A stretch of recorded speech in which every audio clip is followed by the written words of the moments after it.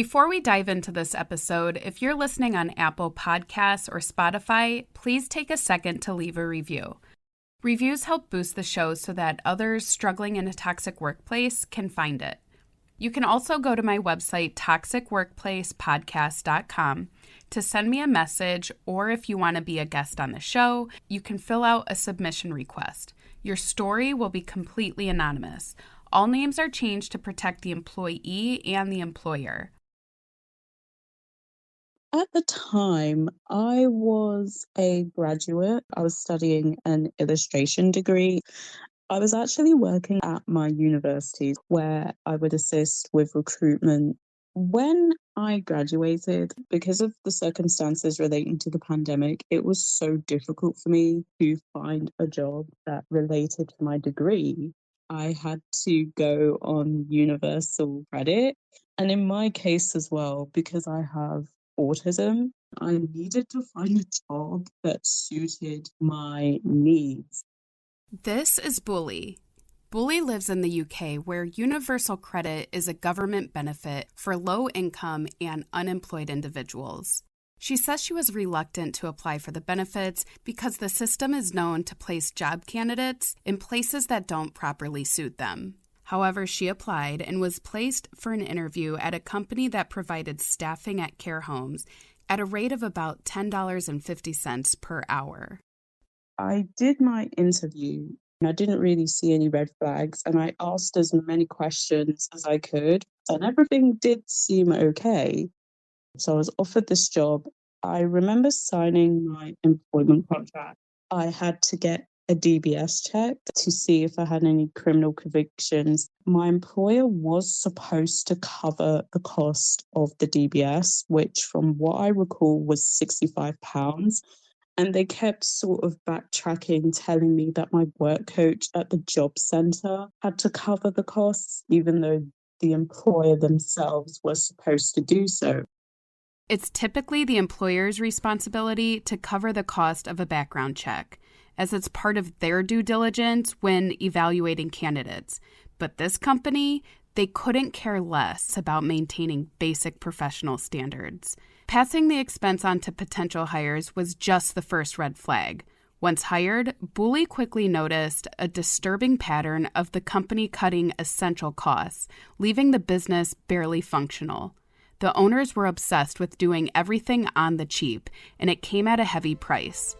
Buli and her colleagues were buried under the unmanageable workload with nowhere near the resources they needed to do their jobs properly.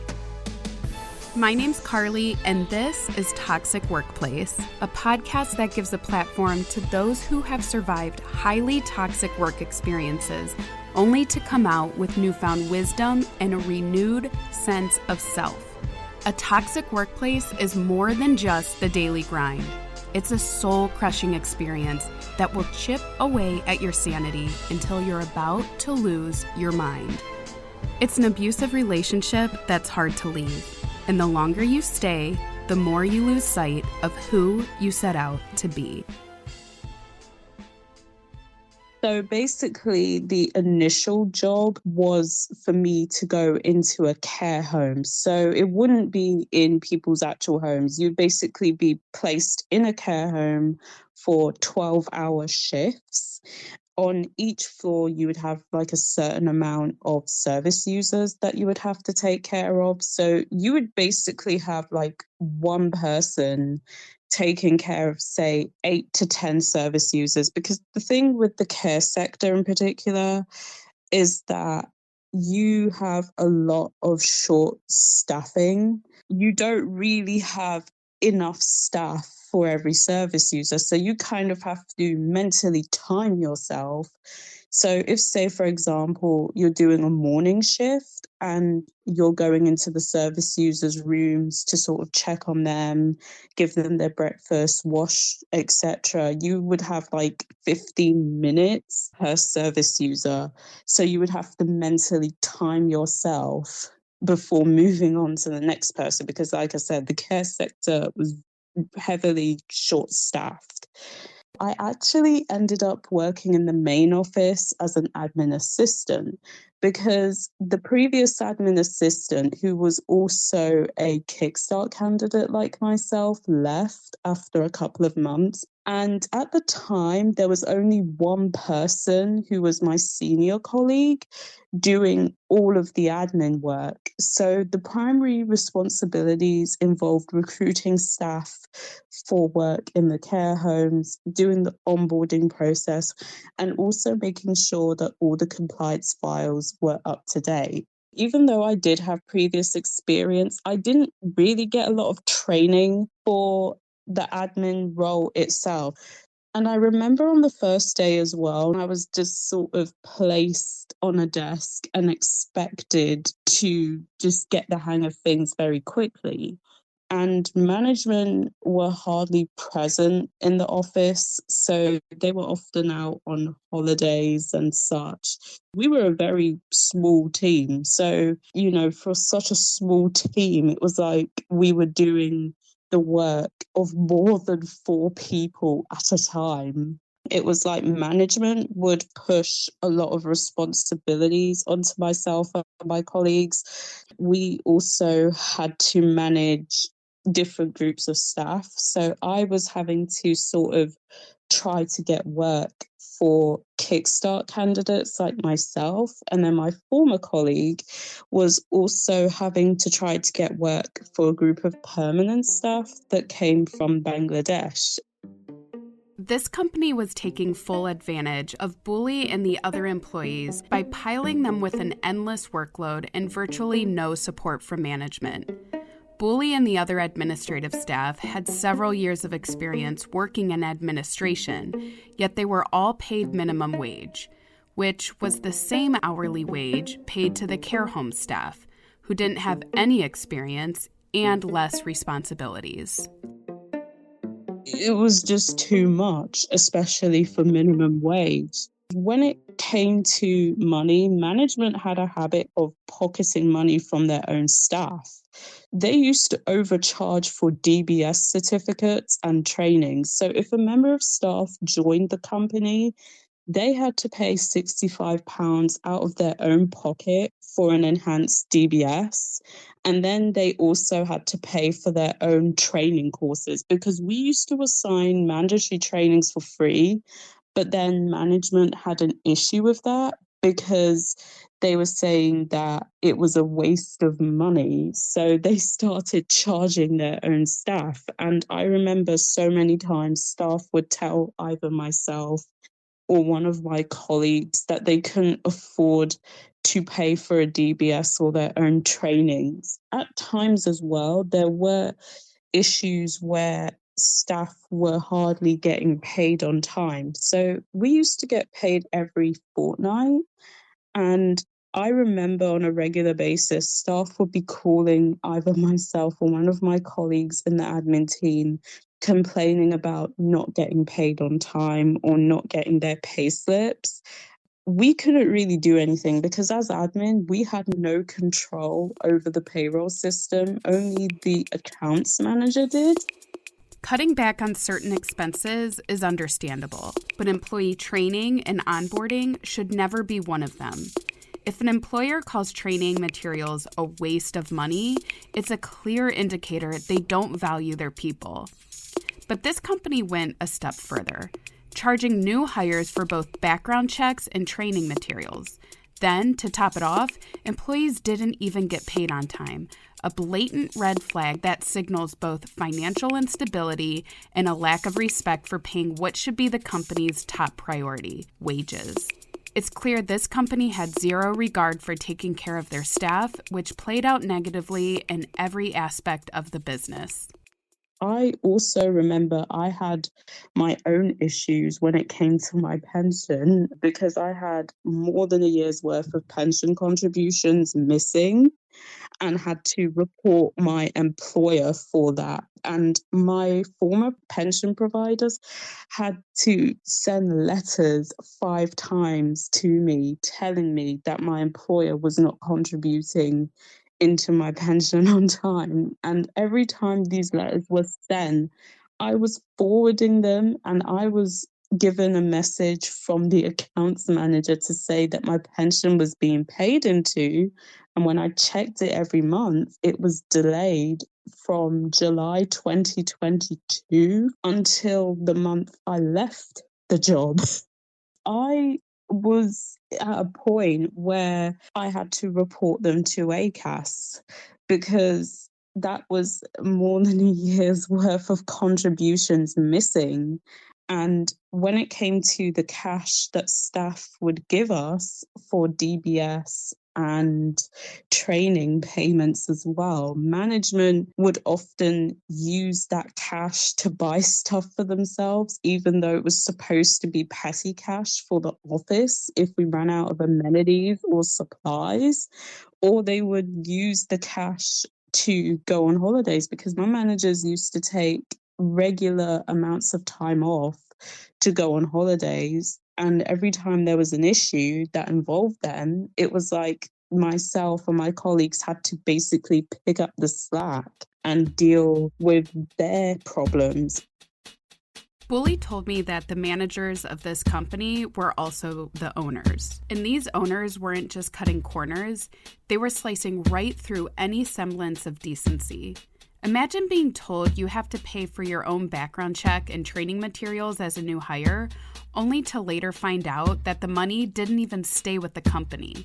Instead, it went straight into petty cash, which the managers shamelessly dipped into for their own personal spending, and even funded their holidays.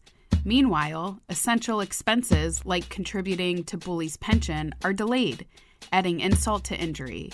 It's a classic case of greed and exploitation, squeezing every penny out of employees, cutting costs on their well-being, and using it to live lavishly at their expense. These managers weren't just cheap. They're parasitic, profiting off their staff's backs while providing little in return. This isn't just poor management, it's financial abuse. We also had inspections taking place, and those were some of the most stressful experiences I've had in this job. So I remember we had a CQC inspection take place in the main office, and I had a day off because it was my mum's birthday.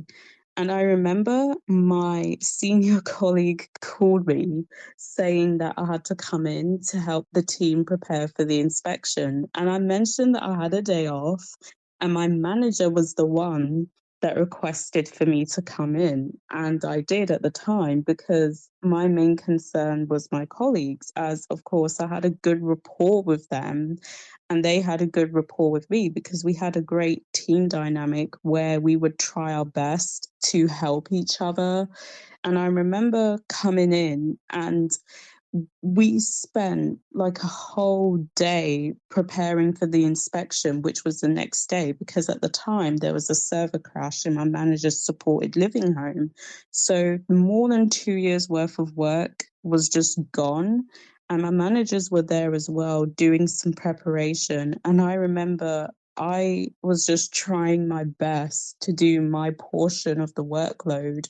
And I didn't have any breaks. I barely ate anything. And even my other colleagues were really tired as well. I mean, one of them stayed until, I believe, 11, 12 at night. And I remember with myself, I went into the toilets and I was crying on the phone to my aunt because I was stressed about all this work.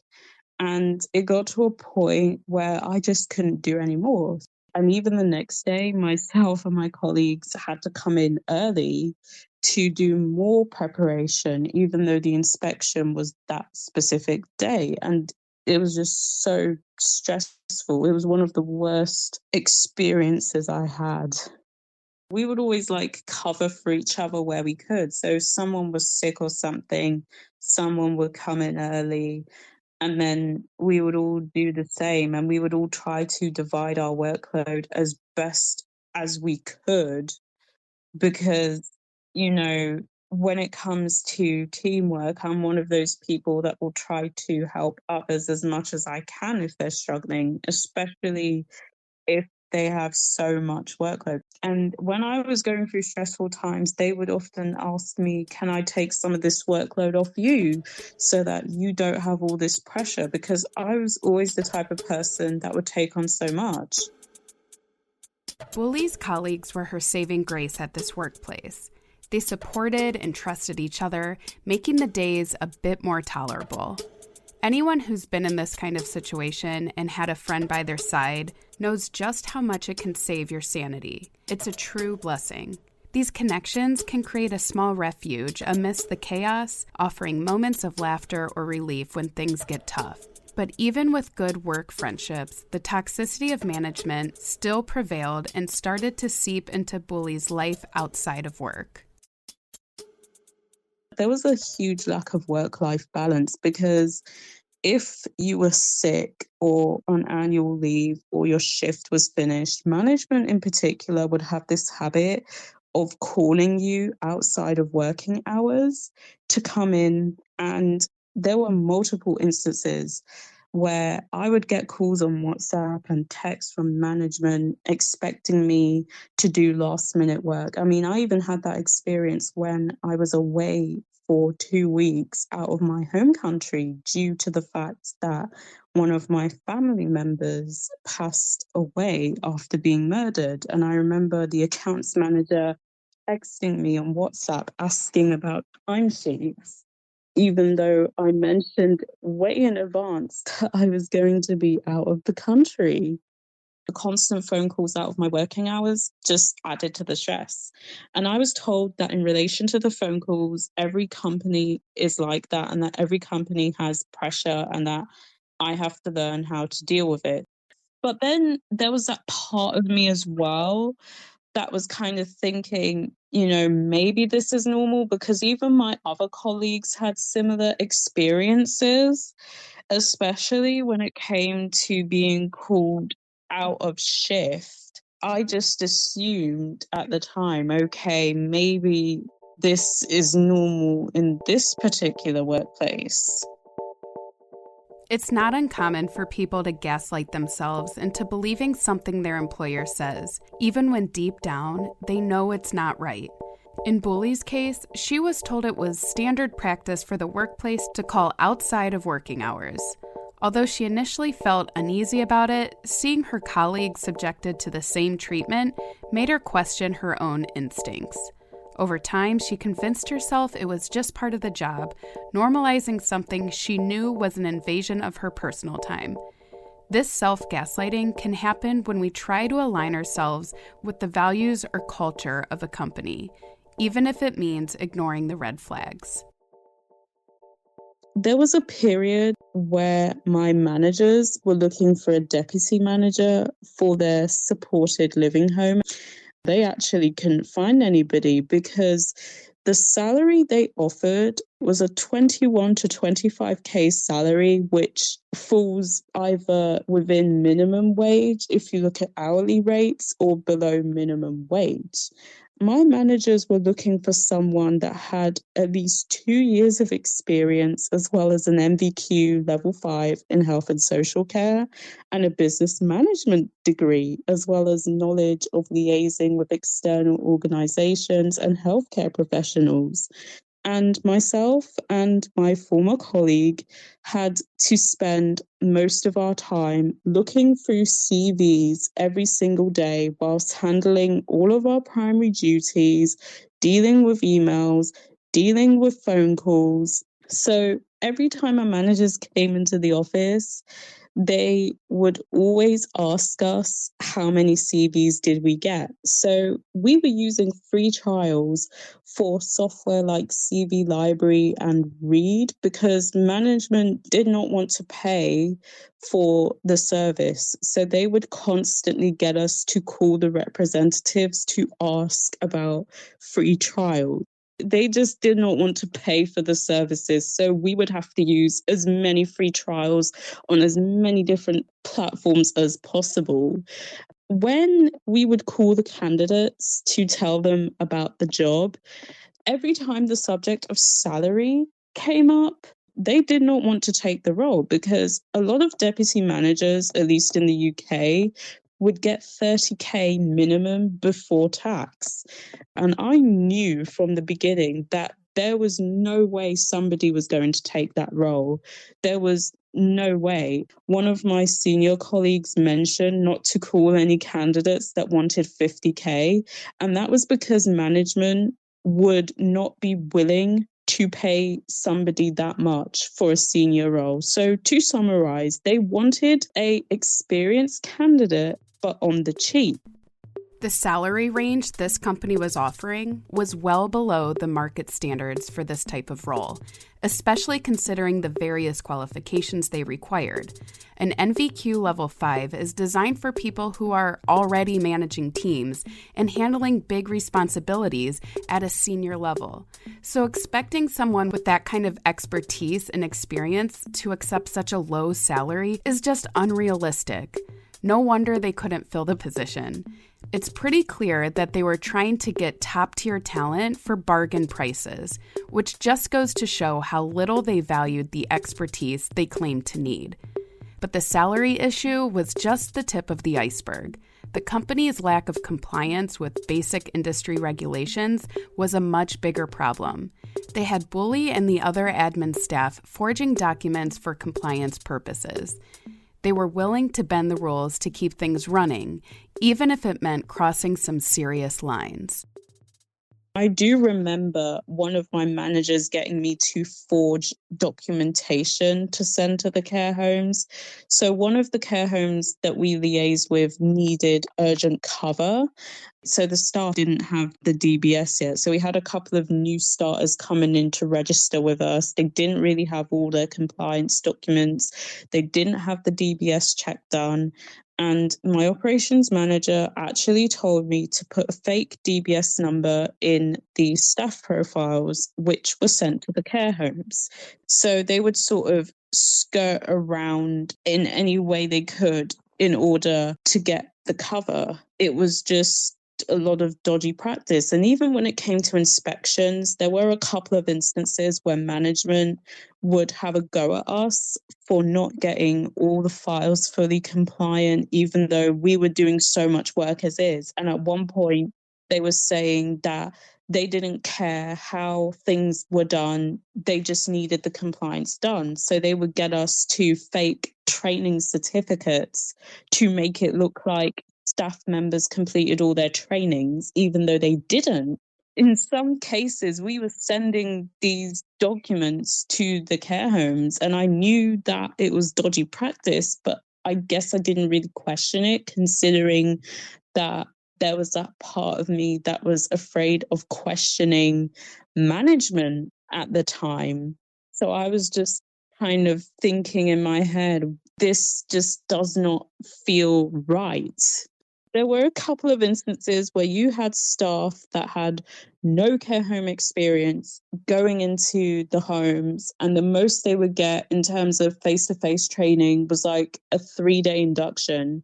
If there was an instance where you said you never worked in a care home to any of the other experienced members of staff, you would just be sent home. And then, of course, the care home managers would complain to us, and that person could not do any work. In the case of management, they just obviously didn't care. It was like, oh, we're just going to send whoever.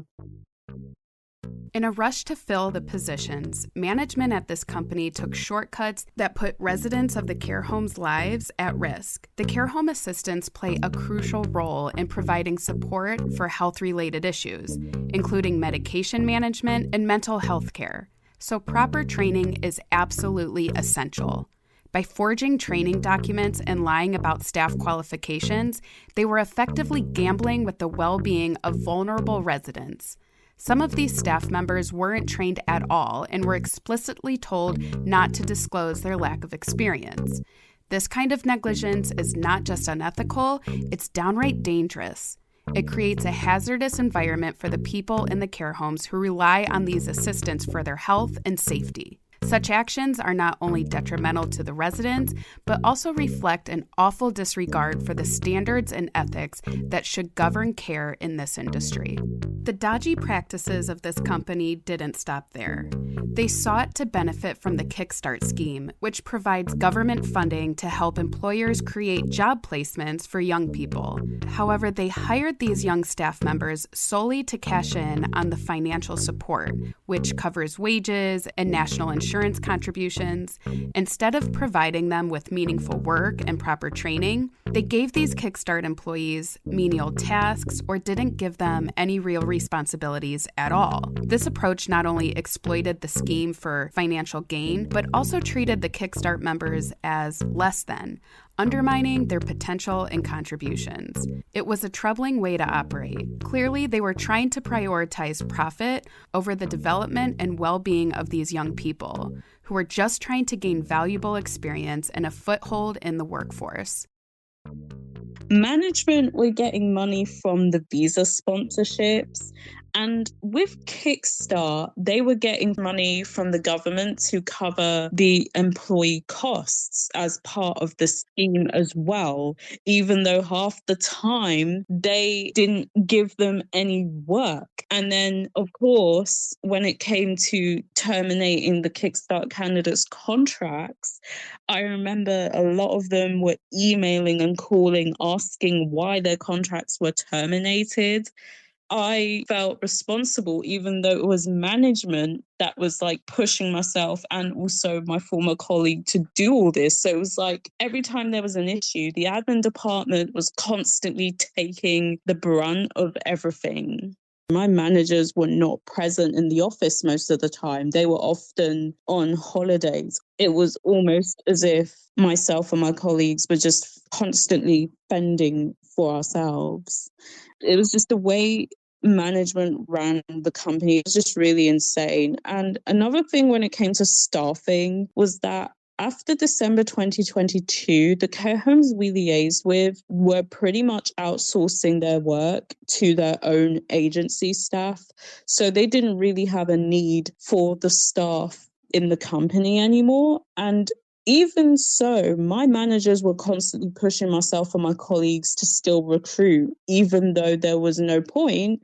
And every time we had staff calling, asking us about shifts, we would have to tell them that we did not know when work was going to be given, because as admin, we had no control over the rota. It was the team leaders and the deputy manager dealing with the rota, and they were the ones pushing to give people inductions. But again, like us, the team leader and the deputy manager were somewhat overworked by managers constantly pushing and pushing for us to get all these staff members work, even though there was no work available. When management isn't actively engaged in the daily operations of the business, they become increasingly distant and disconnected from its realities. It's nearly impossible to effectively manage an operation when you're spending most of your time vacationing, creating a complete breakdown in leadership and communication about what's actually happening inside the business. This lack of involvement sent a clear message. Management didn't care, and that attitude permeated the workplace culture. Buli and her colleagues found themselves without proper guidance, and the little direction they did receive often felt nonsensical in practice, especially as the demand for their care home services began to diminish. This disconnection fostered a toxic environment where the staff felt unsupported and undervalued, leading to frustration and a sense of hopelessness as they tried to navigate an increasingly challenging situation.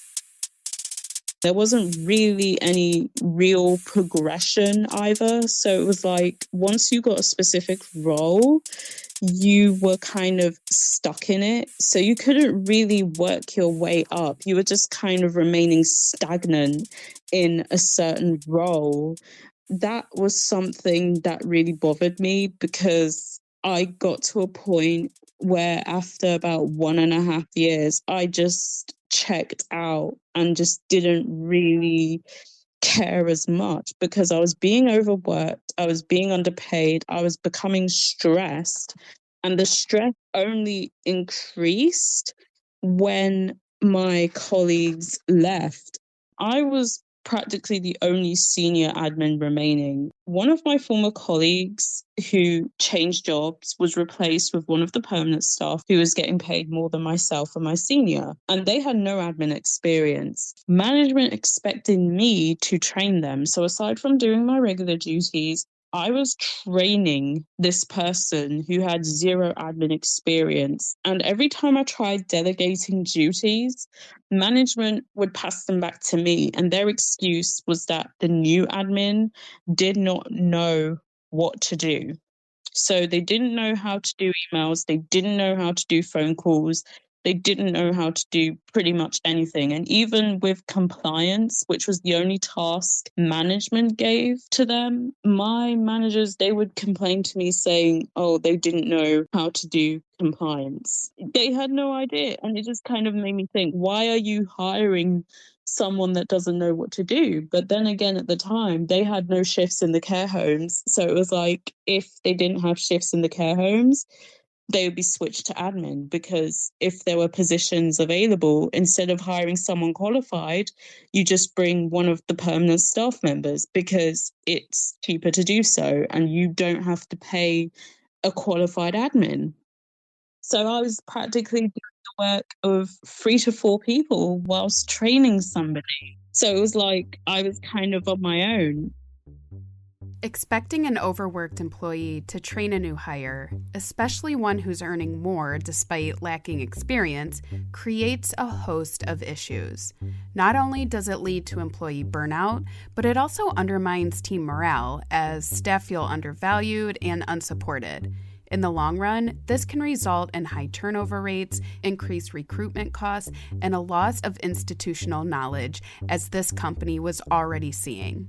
Good management should provide employee well-being and foster an environment where team members feel valued and equipped to succeed. By failing to do so, management not only jeopardizes the efficiency of their operations, but also tarnishes the company's reputation, which obviously this company had no concern for. With such an overwhelming workload, Buli started to realize that staying in such a toxic environment was no longer an option for her future.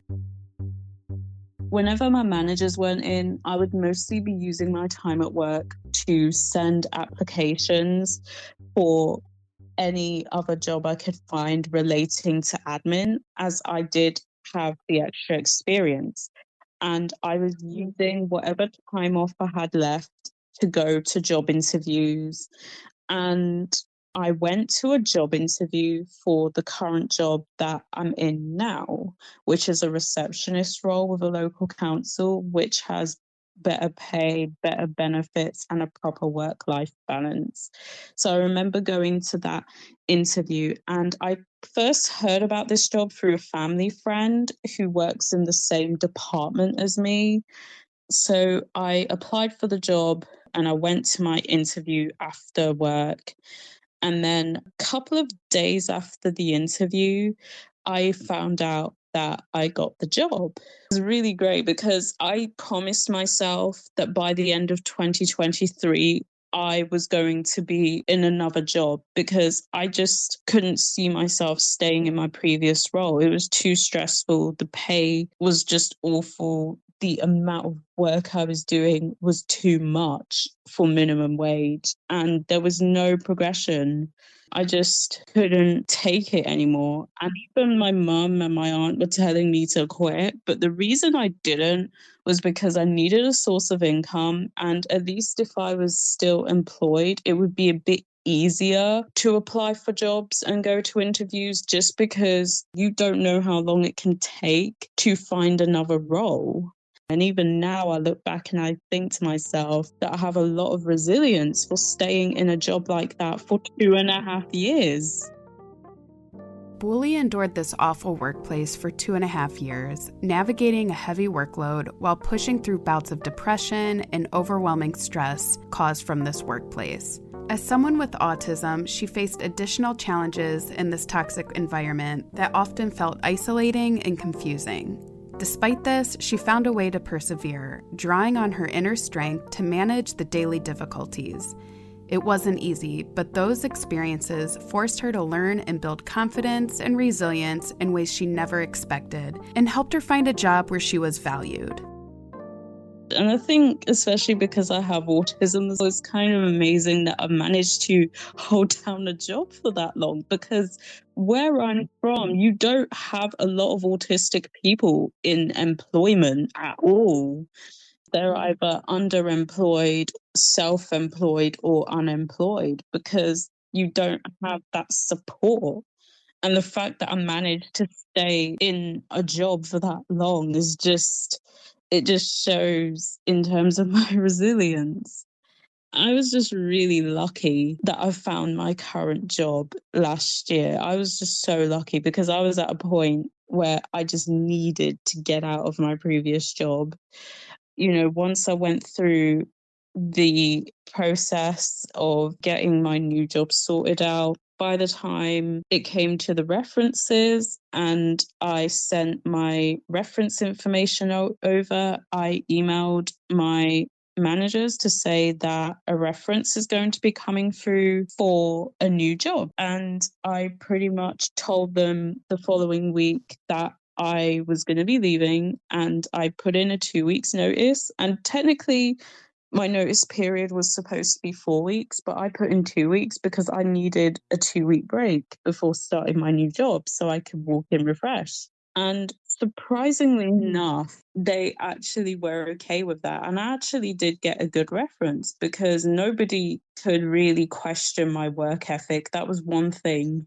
No one could say anything bad about my work ethic. And I think even now there's like parts of me that's trying to come out of that toxic workplace mentality in my current job, because a lot of the benefits that I have in my current job, I never had in my previous role. And because I'm in a council job, there's more opportunity for progression. So even though I'm working as a receptionist, I don't have to stay in that particular role. Like I've been doing some talks with the clinical team lately about my experiences with autism, and I'm soon going to be doing another talk and contributing to some neurodiversity training.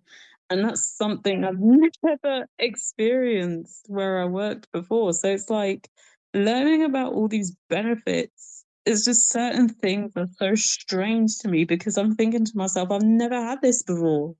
And even though there's days where I come home and I'm a bit tired or something, I'm not stressed.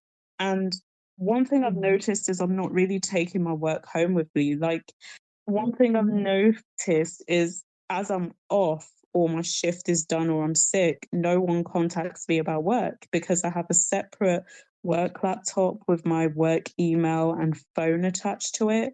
So if I'm away for whatever reason, I can put my out of office on so people know that I'm away and that when I come back, I can deal with queries. And it's just refreshing knowing that I have days off when nobody is contacting me about work because I never had that.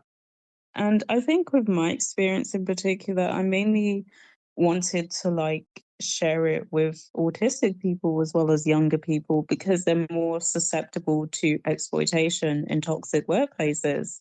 And it's really frustrating because you have certain behaviors that are normalized, and it's like you just begin to question what is going on around you and whether anything is making sense. And although you know it isn't, there's that part of you that just thinks maybe all this is normal, especially if you've never worked before. One thing I think I would say is if you are in a position where you're struggling in a toxic workplace, the best thing to do is to just think of an exit strategy as soon as possible and to also remind yourself that your health and well-being will always come first over any job. Buli's story is a testament to the power of resilience and self-discovery. Despite facing the overwhelming challenges of a toxic work environment, she emerged stronger and more confident in her abilities. Her story reminds us that even in the toughest of situations, we can find the strength to push through and learn valuable lessons about ourselves. As Buli said, it's essential to prioritize your well-being. It's also important to watch for red flags and be wary of shady business practices that can undermine your value. Recognizing when it's time to move on to better opportunities is crucial for personal growth. Remember, the toughest experiences can lead to the greatest growth, and sometimes it's the struggle that helps us uncover our true potential. So always believe in yourself and trust that brighter days are ahead. Next time on Toxic Workplace.